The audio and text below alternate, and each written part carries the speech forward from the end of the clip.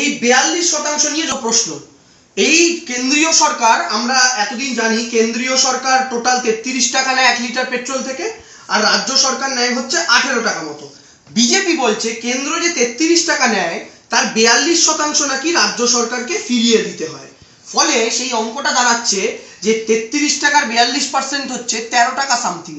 তো এই 18 টাকার সাথে নাকি 13 টাকা যোগ হয়, আর 13 টাকা যোগ হয় 8 আর 3 11 এক, আর 31 টাকা হয়ে যায় রাজ্যের টাকা।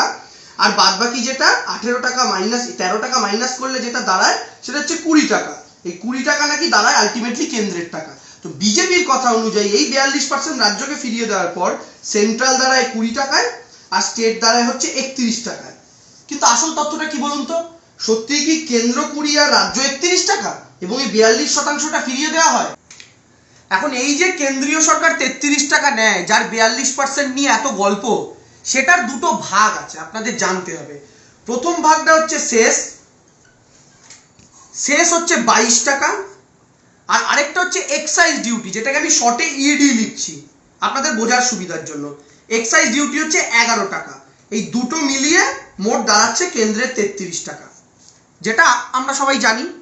এবার আপনাকে বুঝতে হবে প্রথমে সেস আর এক্সাইজ ডিউটির পার্থক্যটা কি।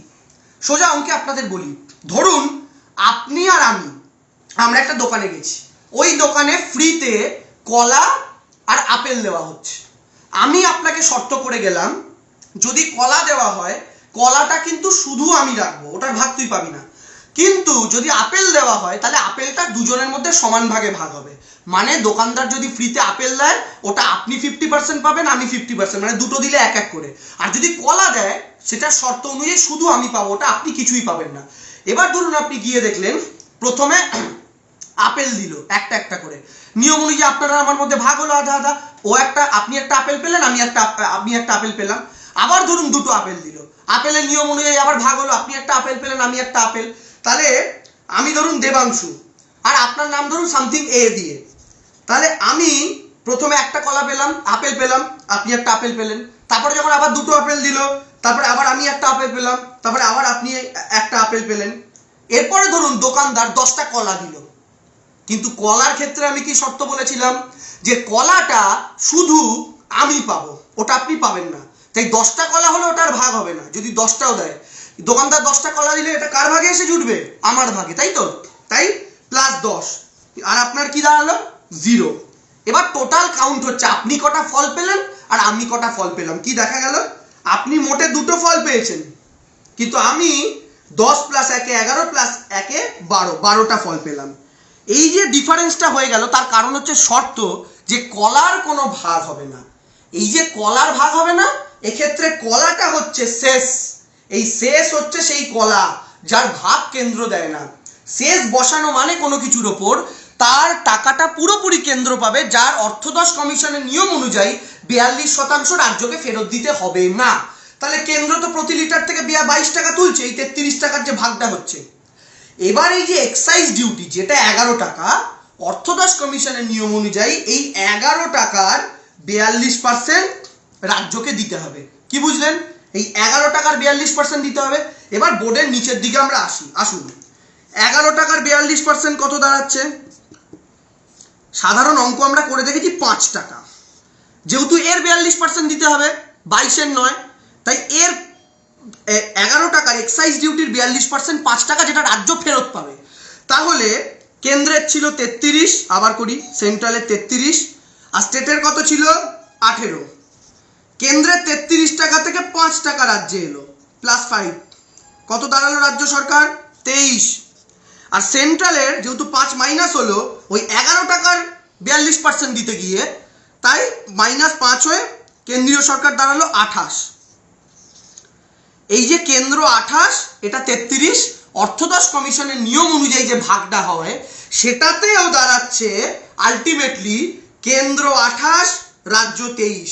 এক্ষেত্রেও কেন্দ্র 5 টাকা বেশি পাচ্ছে। তাই বিজেপি নেতারা আপনাদের যেটা গোল খালাচ্ছে সেটা হচ্ছে এই গোটা 33 টাকার 42% ভাগ করে দিচ্ছে। আপনারা ওদেরকে বলবেন এই 33 টাকার মধ্যে 22 টাকা হচ্ছে এই কলার গল্প, যেটার ভাগ কেন্দ্র কাউকে দেয় না, আর এক্সাইজ ডিউটি হচ্ছে সেই আপেল যেটার ভাগ হবে রাজ্য আর কেন্দ্রের মধ্যে। আমি আপনি 50-50 করেছিলাম, ওরা রাজ্য আর কেন্দ্রের মধ্যে 42-58 করে। এবার আসল ধান্দায় আসুন, এই কি সত্যি 23 টাকা রাজ্য পায়? তাহলে এখন 42% ভাগ বটোয়ারা করার পর দাঁড়ালো যে কেন্দ্রীয় সরকার 28 টাকা পাচ্ছে প্রতি লিটার পেট্রোল, আমরা কিন্তু পেট্রোলের উপর হিসাবটা করছি, ডিজেল ধরছি না, ডিজেলে আরো খারাপ অবস্থা, আর স্টেট পাচ্ছে 23 টাকা। এবার আগেরটায় মনে আছে তো যে 11 টাকার 42% হয়েছিল, সেই কারণে 5 টাকা, তো 5 টাকাটা আমি লিখলাম যে 5 টাকাটা কেন্দ্র থেকে মাইনাস আর রাজ্যের সাথে যোগ হওয়ার পর রাজ্যের 18 টাকাটা 23-এ দাঁড়িয়েছে আর কেন্দ্রের 33টা 28-এ দাঁড়িয়েছে। এটা ক্লিয়ার সবার? এবার এই যে 5 টাকা দেওয়ার কথা, এটা কি কেন্দ্র দেয়? না, এখানেই আসল ফান্ডা। কেন্দ্র তাহলে কত দেয়? কেন্দ্র দেয় হচ্ছে প্রতি লিটার পেট্রোলে রাজ্যগুলোকে 75 পয়সা। তার মানে যে 5 টাকা দেওয়ার কথা, অ্যাকচুয়ালি কেন্দ্র প্রতি লিটার পেট্রোলে রাজ্যকে 75 পয়সা ভাগ দেয়, 5 টাকা দেয় না, যেটা নিয়ে সব রাজ্যগুলোর সাথে কেন্দ্রের ঝামেলা। সব রাজ্য, এমনকি বিজেপি শাসিত রাজ্যগুলো মুখ খুলতে পারে না, তাই বাকি সব রাজ্য একই কথা বলে। তাহলে অ্যাকচুয়াল হিসাব কি দাঁড়ালো?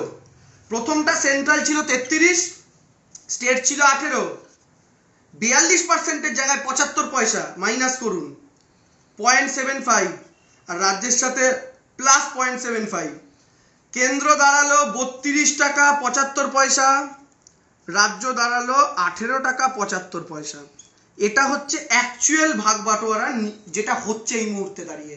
তার মানে বিজেপি প্রথম বোকাটা আপনাদের বানাচ্ছে এই গোটা 33 টাকার 42%-এর গল্প শুনিয়ে, যেটাতে কলা আপেলের ভাগটা করছে না, মানে সেস আর এক্সাইজ ডিউটির ভাগটা করছে না। আর দ্বিতীয় বোকা বানাচ্ছে আসলে ওরা কত টাকা দিচ্ছে, এটার পর তো আসে 5 টাকা পাওয়ার কথা, যেটা বিজেপি গোটা 33-এরই 42 করে দিচ্ছিল, ওটা অ্যাকচুয়ালি 11-র 42% হচ্ছে। কিন্তু 11-রও 42% দিচ্ছে না, কেন্দ্র আসলে দিচ্ছে 75 পয়সা। এখন কেন্দ্রীয় সরকার, এখন তো দাম বাড়ছে, যখন দাম স্থির থাকে তখন কি বোকামি করেছে জানেন? যে কারণে রাজ্যগুলোকে বঞ্চিত করা হয়েছে, আমাকে আপনাকে বঞ্চিত করা হয়েছে। কেন্দ্র কি করতো? একটা বাজেটে ঘোষণা করলো আজ থেকে পেট্রোলের ওপর কেন্দ্রীয় সরকার এক্সাইজ ডিউটি 2 টাকা কমালো, তারপরেই বললো 2 টাকা শেষ বাড়ানো হলো। আপনি আমি ভাবলাম কি এমন হলো, দাম তো বাড়লো না, কমলো আবার বেড়ে গেল।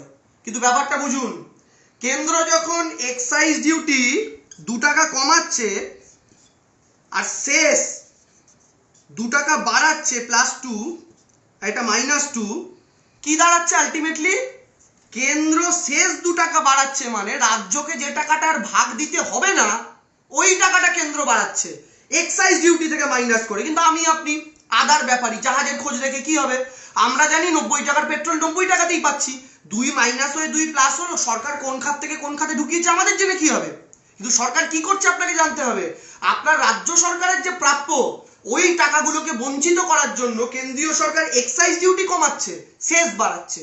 টোটাল দামে হয়তো এক আছে, কিন্তু বড় সমস্যা হচ্ছে রাজ্য সরকারগুলোর হাজার হাজার কোটি টাকা লোকসান হচ্ছে, কারণ এই পুরো শেষের 2 টাকাটাই কেন্দ্র পাচ্ছে। আর পেয়ে কি করছে? গুজরাটে সর্দার বল্লভভাই প্যাটেলের মূর্তি তৈরি হচ্ছে 3000 কোটি, আমার আপনার কি কলা? ওই কলা নয়, এটা অন্য কলা। কি হচ্ছে? সেন্ট্রাল ভিস্টা প্রজেক্ট করছে নরেন্দ্র মোদী 20,000 কোটি খরচ করে, দিল্লি সাজানো, ওতে আমার আপনার কি কলা? আমার আপনার কিচ্ছু যায় আসে না। এই 2 টাকাটা নিয়ে কেন্দ্র কি করছে? নরেন্দ্র মোদীর জন্য 8,500 কোটি খরচ করে প্লেন কিনছে, আমার আপনার কি কলা? কারণ তেলের দাম থেকে শুরু করে আমার আপনার মা বাবারা যে গ্যাস ব্যবহার করে 1000 টাকা দাম হয়ে গেছে, ডিমের দাম বেড়েছে, দুধের দাম বেড়েছে, সমস্ত নিত্য প্রয়োজনীয় জিনিসের দাম বেড়েছে শুধু পেট্রোল ডিজেলের জন্য। তাই নরেন্দ্র মোদী নিজের প্লেন কিনলেন না গুজরাটে মূর্তি বানালেন, আমার আপনার তো কিছু হবে না। কিন্তু এই টাকাটা আমার আপনার রাজ্য সরকারের থেকে লুট করার ফলে কি হচ্ছে? ফ্রি রেশনটা কিন্তু আপনাকে কেন্দ্র দেয় না, রাজ্য দেয়। ন্যায্য মূল্যে ওষুধ আপনাকে রাজ্য দেয়, হসপিটালে ফ্রি চিকিৎসা রাজ্য দেয়, স্বাস্থ্যসাথীর কার্ডের অপারেশন রাজ্য দেয়, কন্যাশ্রী রাজ্য দেয়, স্কুল রাজ্য বানায়, বই খাতা রাজ্য দেয়, সবুজ সাথীর সাইকেল রাজ্য দেয়। আপনার রাস্তাঘাট, মেন যে রাস্তা কলকাতা সহ গোটা রাজ্যে দেখছেন ঢালাই রাস্তা সব রাজ্য করে। ফলে রাজ্য থেকে বঞ্চিত হওয়া মানে আলটিমেটলি আপনার এলাকার উন্নয়নের গতি স্লথ হয়। এবার আপনাদের আরেকটি ইন্টারেস্টিং তথ্য বলি, যেটা বিজেপি আপনাদের কখনো বলবে না, শুনুন। এই যে সংখ্যাটা দেখছেন 2014 30,000 কোটি আর 2020 2,94,000 কোটি, এটা কি জানেন?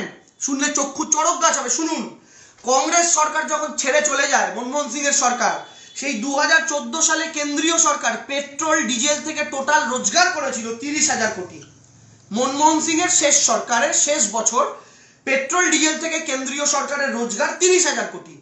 আর নরেন্দ্র মোদীর 2020, যেহেতু 21টা পুরোপুরি হয়নি, 2020-তে কেন্দ্রীয় সরকার অর্থাৎ মোদী জমানার কেন্দ্রীয় সরকার গত বছর পেট্রোল ডিজেল বাবদ কেন্দ্র রোজগার করেছে 2,94,000 কোটি। অর্থাৎ আপনি যদি পুরোপুরি রাউন্ড ফিগার করেন প্রায় 3 লক্ষ কোটি টাকা। অর্থাৎ এই সময় 30,000 কোটি, এই সময় 3 লক্ষ কোটি। আপনি বলুন তো তাহলে কার কমানো দরকার করের টাকাটা? বিজেপি একটা কথা বলছে, এই সময় মহামারী এসছে, এই সময় কি করে করা দরকার, কেন্দ্রের খরচ আছে ঠিক। আচ্ছা বাংলাদেশে আসেনি করোনা, শুধু ভারতে এসছে? পাকিস্তানে আসেনি করোনা, ভারতে এসছে? নেপালে আসেনি, শুধু ভারতে? শ্রীলঙ্কায় আসেনি, শুধু ভারতে? শ্রীলঙ্কা, বাংলাদেশ, নেপাল, মায়ানমার, ভুটান প্রত্যেকটা দেশে ভারতবর্ষের থেকে অনেক কম দামে পাওয়া যাচ্ছে। এমনকি আমি তো বাংলাদেশে 75 টাকায় সম্ভবত পেট্রোল পাওয়া যাচ্ছে, আমি যতদূর দেখেছিলাম। আমি দামটা এখনো কনফার্ম বলতে পারবো না। প্রত্যেকটা দেশে কম। তাহলে সেই দেশগুলোকে কি করতে হয়েছে? প্রত্যেককে করোনা সামলাতে হয়েছে, সব দেশকে লকডাউন করতে হয়েছে, সব দেশকে মাস্ক, স্যানিটাইজার সব করতে হয়েছে, সব দেশকে অক্সিজেন প্ল্যান্ট বানাতে হয়েছে। বরং ভারতবর্ষ নিজের দেশে ভ্যাকসিন তৈরি করেছে। ভারত বায়োটেক বলুন বা সিরাম ইনস্টিটিউট, যে কোভ্যাক্সিন আর কোভিশিল্ড আমি আপনি নিচ্ছি ওটা ভারতে তৈরি। কিন্তু পাকিস্তান, বাংলাদেশ, নেপাল, ভুটান এদেরকে ভ্যাকসিন কিনতে হয়েছে। এদের দেশে ভ্যাকসিন তৈরি হয়নি, এদের খরচাটা ভারতের চেয়ে অনেক বেশি। কিন্তু তা সত্ত্বেও এই দেশগুলোতে কম, ভারতে বেশি। কিসের বাহানায়? আর কোনোদিন শুনেছেন রাজ্য সরকার পেট্রোলের দাম বাড়িয়েছে? না, কেন্দ্রীয় সরকার বাড়িয়েছে।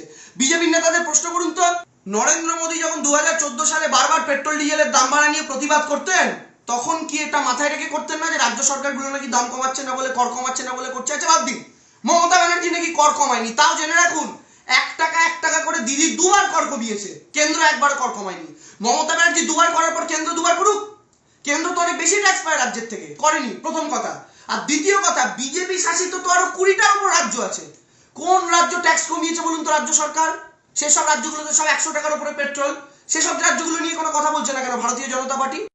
বিজেপি আরো একটা ভুল তথ্য দিচ্ছে, বলছে কংগ্রেস সরকারের সময় অয়েল বন্ড কেনা রাখা ছিল, আর সেই অয়েল বন্ডের জন্য এখন ভারত সরকারকে তার সুদ এবং আসলের টাকা দিতে গিয়ে নাকি পেট্রোল ডিজেলের দাম বাড়াতে হচ্ছে। এটা বলেছে তো, আপনারা শুনেছেন। আচ্ছা অয়েল বন্ড বাবদ কত টাকা করে দিতে হয় ভারত সরকারকে জানেন? দেখুন, অয়েল বন্ড বাবদ ভারত সরকারকে বছরে 10,000 কোটি দিতে হয় আন্তর্জাতিক বাজারে। কত? 10,000 কোটি, তাই তো? 10,000 কোটিটা কখন? মাসে নয়, বছরে। কিন্তু এই তথ্যটার দিকে আরেকবার তাকান তো, এই যে এই তথ্যটা, কেন্দ্রীয় সরকার বছরে কত টাকা করে রোজগার করছে এখন? 2,94,000 কোটি। এটা আগে কত করত? 30,000 কোটি। যখন আপনি 2,94,000 কোটি ইনকাম করছেন, সেখান থেকে তো আপনার 10,000 কোটি বছরে বন্ডের টাকা দেওয়া কোনো ব্যাপারই না।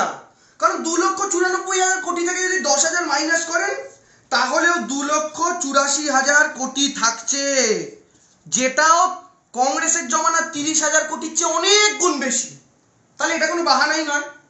কারণ আপনার মাসে 1 লাখ টাকা খরচ, আপনি কেন আপনার সন্তানকে পড়াশোনার ফিস দিতে পারছেন না, এই অজুহাত তো আশা করি আপনি এটা দেবেন না যে আপনাকে রোজ একটা করে লজেন্স কিনে খেতে হয় সেই কারণে। এটা তো হতে পারে না। আর যে 1 লাখ টাকা রোজগার করে তার জন্য 1 টাকার লজেন্স কখনো 200 টাকার সন্তানের পড়াশোনার বাহানা হতে পারে না। ঠিক সেভাবেই যদি 30,000 টাকা রোজগার থাকতো এখনো কেন্দ্রীয় সরকারের, আমি মানতে পারতাম 10,000 কোটি ইলেকট্রাল বন্ডের টাকা দিয়ে কেন্দ্রের অনেক ক্ষতি হবে, কারণ মাত্র 20,000 কোটি বাঁচবে। কিন্তু এখন তো মোদিজি 2,94,000 কোটি ইনকাম করেন, সেখান থেকে 10,000 কোটি দিলেও তো কিছুই না, হাতের ময়লা। তার মানে এই অয়েল বন্ডের কথাটাও সম্পূর্ণ রকমের মিথ্যা, মিথ্যা এবং মিথ্যা। বিজেপির লোকেদেরকে বলবেন এই পশ্চিমবঙ্গকে শেষ 14 মাসে আমাকে আপনাকে যা সামলাতে হয়েছে ওদের কাউকে হয়নি। করোনার প্রথম ওয়েভ গোটা দেশের সাথে বাংলা সামলেছে 2020-তে। আমফান কেবল বাংলাকে সামলাতে হয়েছে 2020-তে। 240 বছরের সবচেয়ে বড় ঝড় আমার দাদুর দাদুর দাদুর দাদুও দেখেনি। কোভিডের দ্বিতীয় ওয়েভ গোটা দেশের সাথে বাংলাকে সামলাতে হয়েছে।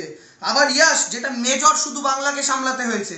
তার মানে করোনা 1, আমফান, করোনা 2, ইয়াস, এই 4টে সমস্যাকে সামলানোর পর বাংলার সরকারের ট্যাক্স বাড়ানো উচিত ছিল পেট্রোল ডিজেলে, বাংলার সরকার বাড়ায়নি। তাই দেশের প্রয়োজনে বাড়াতে হয়েছে, এই কুযুক্তিটা বিজেপির নেতারা দেবেন না। যদি দেনও তাহলে প্রশ্ন করবেন আচ্ছা গ্যাসে তো কোনো রাজ্য সরকারের ট্যাক্সের ব্যাপার নেই, তো এই মুহূর্তে দাঁড়িয়ে 900 টাকার কাছাকাছি রান্নার গ্যাসের দাম কেন বলুন তো?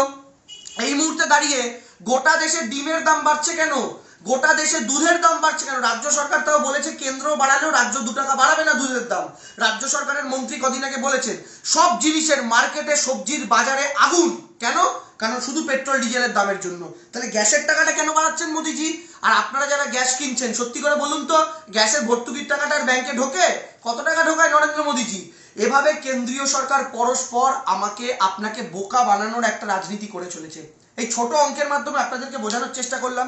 1 নম্বর বোঝালাম যে সেস আর এক্সাইজ ডিউটির তফাৎ, এই দুটোর মাধ্যমে বিজেপি কিভাবে আপনাকে বোকা বানাচ্ছে, কোন টাকাটা আসলে দেওয়া হয়। দ্বিতীয় আপনাদের বললাম আসলে 42% দেওয়া হয় না, মানে এক্সাইজ ডিউটির 11-র 5%, মানে 11-র 42% যেটা 5 টাকা হয়, সেই 5 টাকা দেওয়া হয় না, আসলে 75 পয়সা দেওয়া হয়। এছাড়াও আর কি বললাম, ইউপিএ জমানায় কত টাকা আয় হতো পেট্রোল ডিজেল থেকে, এই সময় কত টাকা আয় হয়। আর চতুর্থ কি বললাম, বিজেপি সরকার যে বারবার বলছে এই মহামারীর কারণে এত খরচ, তাই সরকারকে টাকা তুলতে হচ্ছে, এটাও বোঝালাম যে আমাদের পারিপার্শ্বিক দেশগুলোতে এসছে কিন্তু কোনো জায়গাতে বাড়াতে হয়নি। এবং শেষ, গ্যাসের দাম, যেটার পেছনে রাজ্য কেন্দ্রের যুক্তি খুঁজে পায় না ওরা, তা সত্ত্বেও গ্যাসের দামটা কেন বাড়ছে নরেন্দ্র মোদী বোঝাতে পারছেন না। তো আপনাদের কাছে অনুরোধ করব, সচেতন থাকুন, সজাগ থাকুন, এবং বিজেপির এই যে নোংরা ওদের আইটি সেলের মিথ্যা প্রচার, সেই প্রচার থেকে দূরে থাকুন। ভিডিওটা ভালো লাগলে শেয়ার করুন, লোককে সচেতন করুন। জয় হিন্দ, বন্দে মাতরম।